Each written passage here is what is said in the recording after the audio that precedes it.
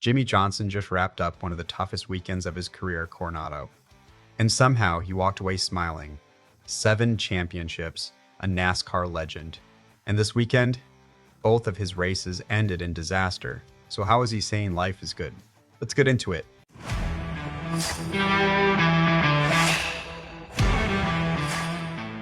And hey, real quick, if you're a true NASCAR fan like me, go ahead and drop a like and subscribe to the channel. NASCAR Nation News is just getting started.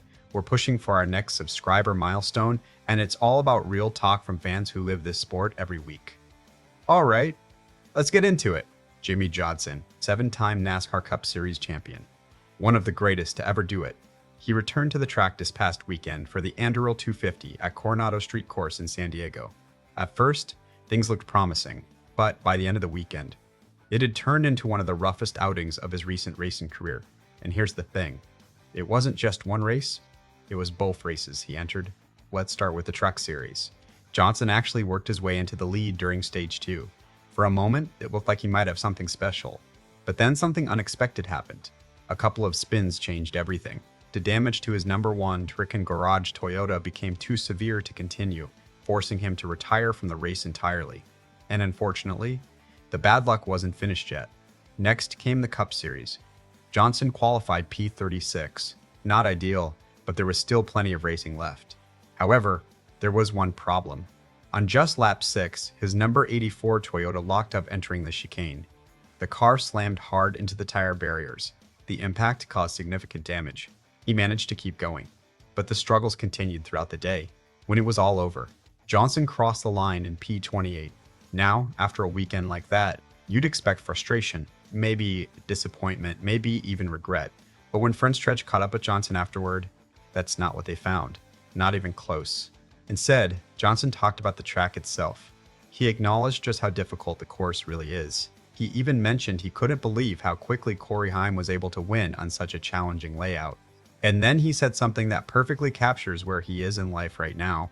He talked about spending time with friends, enjoying the San Diego experience, taking in the atmosphere, and simply being grateful. In his words, life is good. And honestly, that might be the most surprising part of this entire story, because despite the wrecks, despite the disappointing finishes, Johnson seemed focused on something bigger. He was also asked whether he had a chance to slow down and appreciate the moment. After all, this was essentially a home race for him, and that's when everything changed. Johnson reflected on his cool-down lap. The fans were still in the grandstands, the energy was still there, and he said he really tried to savor that moment, to take it all in. He admitted it's been an incredibly busy stretch, but even with everything going on, he believes he'll look back on this weekend with great memories. And here's the thing, that context matters. Because Coronado wasn't just another race weekend, it marked something much bigger. Jimmie Johnson has confirmed that the Coronado weekend was his penultimate NASCAR race weekend. Think about that for a second. One of the greatest drivers the sport has ever seen is almost at the end of the road. Johnson has been semi-retired since 2020. Since then, he's raced on a part-time basis while also managing Legacy Motor Club. Earlier this year, he revealed that the 2027 Daytona 500 will be his final race. The final chapter, the final start, the final time fans will see Jimmie Johnson compete in NASCAR. And when he was asked whether any additional races were planned for 2026, his answer was pretty clear. Johnson talked about the growing workload involved with running Legacy Motor Club. The management responsibilities continue to increase, and balancing ownership duties with racing has become more difficult.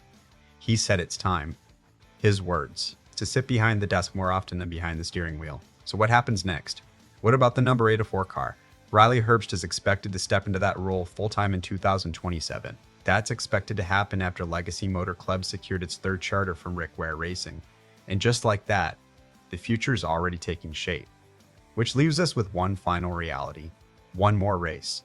Just one. The 2027 Daytona 500. And then a chapter of NASCAR history officially closes. So here's my question for you today, and I genuinely want to hear your thoughts in the comments. Knowing that Jimmie Johnson's final race will be the 2027 Daytona 500, how do you think he'll be remembered when it's all said and done? Drop your thoughts below, and if you haven't already, hit that like button and subscribe to NASCAR Nation News. We're here every week bringing you the real talk on everything NASCAR. Thanks for watching, and we'll see you in the next one.